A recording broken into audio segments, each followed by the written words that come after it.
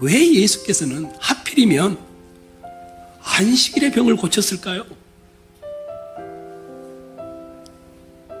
이 안식일 문제 때문에 16절을 보시면 그 당시 유대인들이 예수를 박해하기 시작합니다.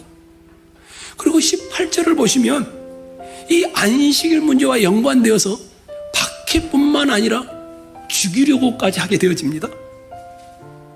그런데도 예수는 38년 된 이 병자를 안식일에 고쳐주며 논쟁을 촉발하는 이유가 뭘까요? 박해가 시작되고 자기를 죽이려는 계획이 시작되는 출발점이 되는 이 안식일에 이 병자를 고치시는 더 큰 이유가 있을까요? 예수님이 좀 성격이 개팍하고 아니면 짓궂어서 유대인들을 골탕 먹이려고 안식일의 병을 고치신 것일까요? 아니, 좀 서둘러 와서 하루 전에 병자를 고친다든지 아니면 좀 늦게 그 안식일 다음날 치유할 수도 있지 않습니까? 그처럼 큰 논쟁과 갈등과 죽이려는 위협 앞에 서게 되는데도 불구하고 왜 꼭 안식일의 병을 고치고 있는 것일까요?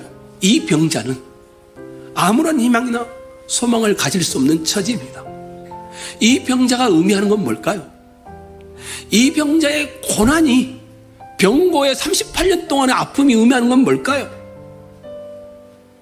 이 병자에게 안식이 없다는 것을 보여주고 있는 것입니다. 38년 된 병자가 뭐라고 합니까? 나를 도울 자가 없습니다. 내 부모도 내 형제도 아무것도 없습니다. 이 병자의 이 탄식은 이런 말입니다. 나에게는 안식이 없습니다. 라는 탄식입니다. 인생에게 안식이 없다는 것을 아주 극적으로 표현한 것이었습니다. 안식일은 아무것도 하지 않는 날이 아니라 안식일은 사람의 연약함을 불쌍히 여기는 날이며 우리의 처지를 아버지 하나님이 깊이 동정하는 날이며 그 안식의 찬물 주기에 예수가 이 병자를 고쳤다는 것을 보여주는 것이었습니다. 모른다라는 겁니다.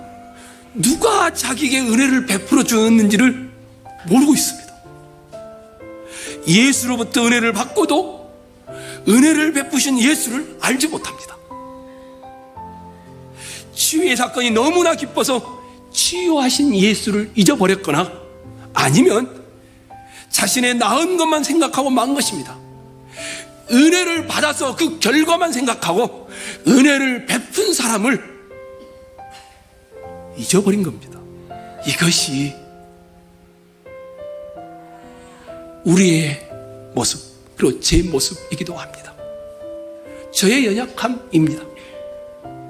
심지어 은혜를 받는 순간까지도 제 속에는 내 자신을 위한 이득에 몰두하고 있는 제 마음의 내면을 보게 되어집니다. 이렇게 제가 자기중심적인 사람인지 미처 알지 못할 정도로 말입니다. 예수로부터 은혜를 받았고 은혜를 받고 있고 은혜를 베푸시는 예수가 있는데도 얼마 지나지 않아서 나만 남습니다. 예수가 사라져버립니다. 은혜의 결과가 마치 내가 한 것처럼 되어버리는 겁니다. 예수께서 이 사람에게 또다시 찾아와 또 다른 은혜를 베풀고 있습니다. 그 후에 다시 은혜가 임하는 은혜 위에 은혜라고 말하고 싶습니다. 병자가 예수를 만난 것이 아닙니다. 여기서 다시 병자가 예수를 찾아간 것이 아닙니다. 예수가 다시 병자를 만난 것입니다. 병자가 예수를 찾은 것이 아니라 예수가 병자를 찾아 성전까지 찾아가신 것입니다. 그리고 치유의 은혜 위에 또 다른 은혜인 죄를 멀리함으로 상하지 않도록 하는 은혜의 당부를 하고 있는 것입니다. 계속되는 은혜입니다. 또 다른 주의 은혜가 임하게 되어집니다. 그리고 그 은혜는 뭡니까? 죄를 멀리 하라는 은혜의 당부였어요. 이 말은 저는 이렇게 해석합니다. 하나님 앞에서, 사람들 앞에서 늘 나는 아무것도 아닙니다, 이런 태도로 살아가라는 것입니다. 오늘 여러분이 성찬을 대할 것입니다. 계속되는 은혜를 누리기 위해서는 하나님보다 더 사랑하는 것, 즉 썸띵이라고 생각했던 것을 회개해야 합니다. 이게 바로 죄를 멀리하라, 더 심한 것이 생기지 않도록, 이 말의 의미인 것입니다. 은혜의 자리에 계속하여 머물기를 원하신다면 하나님의 마음을 아프게 한 것들을 통렬하게 회개하셔야 합니다.